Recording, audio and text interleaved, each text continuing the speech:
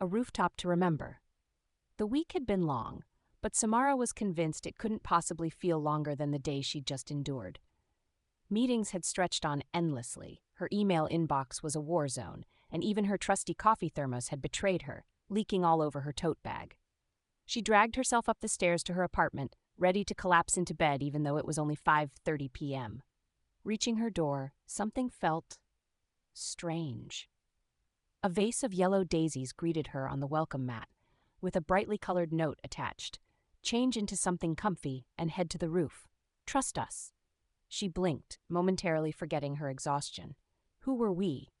And what was going on?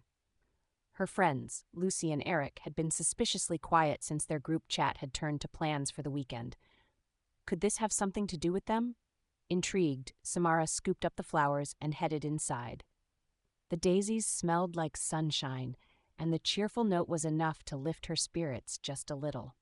She changed into one of her favorite outfits, a breezy floral dress, and made her way to the roof of her building. When she stepped through the door and onto the rooftop, the sight before her took her breath away. The flat gravel rooftop she'd always thought of as boring but good for phone calls had been transformed into a cozy, festive retreat. A brightly patterned picnic blanket was spread in the center, adorned with pillows and covered in trays of snacks and treats. Fruit skewers, cheese and crackers, mini sandwiches, and cupcakes dusted with edible glitter. Strings of twinkling fairy lights looped from one corner to another, casting the rooftop in a warm glow. A cooler filled with sparkling drinks was beside the picnic. The centerpiece, though, was her friends, grinning ear to ear as they shouted, "Surprise!" Lucy was holding a bouquet of balloons, the strings tangling in the slight breeze. Eric sat cross-legged by the picnic, stuffing his face with a miniature quiche, offering her a crumb-filled wave. And behind him, Rachel, her cousin visiting town for the weekend, waved excitedly. What is all this?" Samara stammered, her heart swelling with happy confusion. "It's a 'you're awesome and deserve to be celebrated' party," Lucy declared, rushing forward to hug her tightly. "We wanted to plan something to let you relax after a crazy week," Eric added, pulling out her favorite sparkling peach lemonade and handing it to her conspiratorially. "Think of it as our way of showing appreciation for everything you do for us." Samara laughed, feeling a blush creep up her cheeks. She wasn't great at accepting attention like this, but her friend's thoughtfulness made it impossible not to beam from ear to ear. "Wait," she said, narrowing her eyes suspiciously. "How did you get all this up here without me noticing?" "Let's just say Rachel's been excellent at distracting you this week," Lucy laughed. Rachel grinned, brushing a lock of hair out of her face. "Every broad question about your weekend plans? Definitely on purpose." Samara stepped forward and hugged each of them in turn. "You guys, I don't even know what to say. Thank you."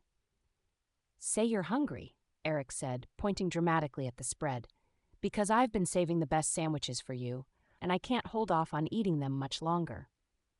Samara sank onto the picnic blanket, relaxing as she reached for one of the sandwiches. The pastry was flaky, the filling deliciously rich. She hadn't realized how grumpy the day had made her until laughter and savory bites began to smooth it all away. As they ate, Lucy led them in a game of rapid-fire questions. If you could go on a dream vacation tomorrow, where would you go? What animal would perfectly represent Samara in a movie about her life? If we had to form our own band right now, who's the lead singer?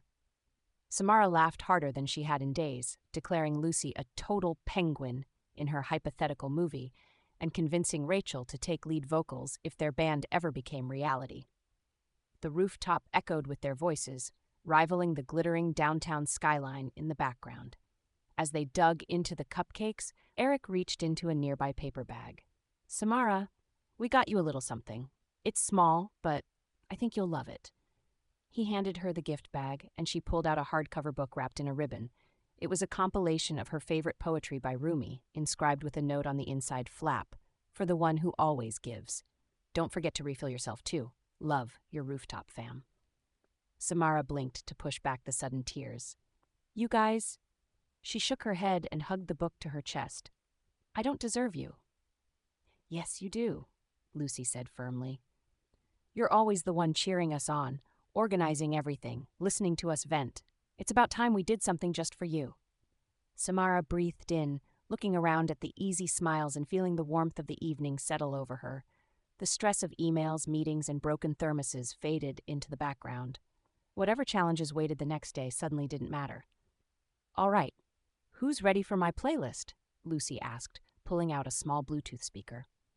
"Let me guess," Rachel said. "All 90s boy bands?" "Excuse me. I have range," Lucy fired back, laughing, and moments later, the unmistakable opening notes of the Backstreet Boys filled the air. Samara couldn't remember the last time she danced so freely. Beneath the string lights, with her friends spinning awkwardly and pulling out over-exaggerated dance moves, she felt an overwhelming sense of gratitude.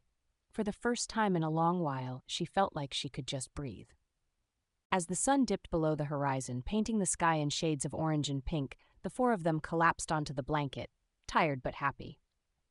Samara looked out at the city skyline, now twinkling with lights, thinking how perfect this moment felt. "Thank you," she said softly, breaking the comfortable silence. "For what?" Lucy asked. "For reminding me why I love this city, and for knowing exactly how to make me feel like myself again." "You've always had it in you," Eric said, clinking his sparkling lemonade bottle against hers. "Sometimes you just need a good rooftop picnic and a cupcake to bring it out." The group chuckled as the stars began to peek through the sky. It was a night like any other, but to Samara it felt like magic.